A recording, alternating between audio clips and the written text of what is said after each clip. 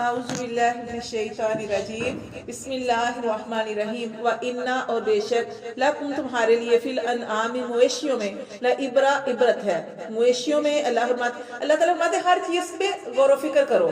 اب اللہ نے جانور بنائے ہیں, اس میں بھی اللہ فرماتے ہیں تمہارے لیے عبرت ہے. نُسْقِيكُمْ ہم پلاتے ہیں مما اس سے فی بطونہم جو ان کے پیٹوں میں ہے. ہم تمہیں پلاتے ہیں جو ان کے پیٹوں میں ہے.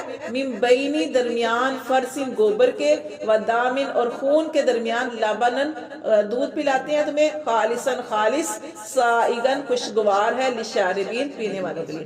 دیکھیں اللہ کی کتنی بڑی قدرت ہے کہ وہ گھاس کھاتے ہیں. اللہ فرماتے ہیں کہ وہ اندر جا کے کیا بنتا ہے, گوبر بنتا ہے. پھر اللہ فرماتے ہیں خون اور گوبر کے درمیان سے ہم کیا نکالتے ہیں تمہارے لیے, تمہارے پینے کے لیے خوشگوار شیریں جو ہے وہ دودھ تمہیں دیتے ہیں. اللہ فرماتے ہیں غور و فکر کرو, اللہ کی بہت بڑی قدرت ہے. اور دودھ سے بہترین کوئی چیز نہیں ہے. دودھ سے بہترین, جیسے اس کی دعا بھی آپ پڑھاتے ہوں گے بچوں کو, کیا دعا ہے یہ چھوٹے چھوٹے بچے جو آپ کے دودھ پیتے ہیں, اللہم بارک لنا فی منہ, اللہم بارک لنا فیہ وزدنا منہ. دودھ سے بہترین کوئی دعا نہیں ہے کہ اس میں ہم کوئی اور چیز ہوتی ہے اس کے بارے میں کہتے ہیں اللہ کہ اس سے بہتر دے ہمیں, لیکن دودھ ایک ایسی چیز, اس میں دعا بھی ایسی ہے کہ اللہم بارک لنا, اللہ اس میں برکت ڈال اور ہم وزدنا منہ, اور اس میں زیادتی عطا فرما. یہ اس کی دعا بھی ہے, وہ پڑھنی چاہیے بچوں کو, جو ہے وہ اپنے بچوں کو بھی یاد کرائیں کہ وہ فیڈر پینے سے پہلے دودھ دیتے ہیں, دودھ پینے سے پہلے جو ہے یہ دعا پڑھا کریں. اللہ فرماتے ہیں کہ اس میں غور و فکر کریں کہ ہم کیسے تمہیں شیریں مزیدار سفید دودھ دیتے ہیں. وَمِنَ الثَّمَرَاتِ اور پھلوں میں سے بھی اللہ فرماتے ہیں نخیل کھجور والعنابر اور انگور. یہ بہترین پھل, سارے بہترین پھل ہیں, لیکن اللہ تعالیٰ نے یہاں پہ دو پھلوں کا ذکر کیا کہ ہم تمہیں کھجور اور انگور جو ہے وہ تمہیں بہترین پھل عطا فرمائے.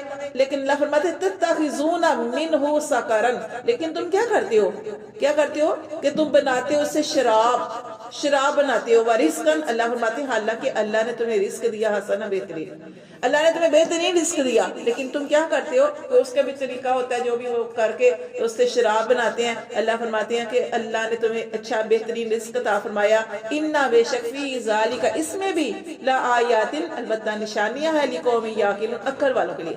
ٹھیک ہے, اس میں بھی اللہ فرماتے ہیں غور و فکر کرو کہ اس میں بھی اللہ نے نشانیاں رکھی عقل والوں کے لیے کہ کیسے اللہ پاک نے اتنے خوبصورت تمہارے لیے یہ پھل جو ہے وہ پیدا کیے ہیں تمہیں کھانے کے لیے, اتنے شیریں پھل جو ہے عطا فرمائے ہیں. اور یہ کھجور کتنی پیاری کہ دیکھیں میٹھی چیز ہے, اور اس سے ایک کھجور کھا کے تو صحابہ کرام جو تھے غزوہ کرتے تھے, کچھ بھی کھانے کے لیے نہیں ہوتا تھا کھجور. اور اس وقت آپ دیکھیں مدینہ میں کھجوریں تھی اور کھجور ہی کھایا کرتے تھے, پانی پیتے تھے, کھجور کھاتے تھے, کچھ بھی نہیں ہوتا تھا.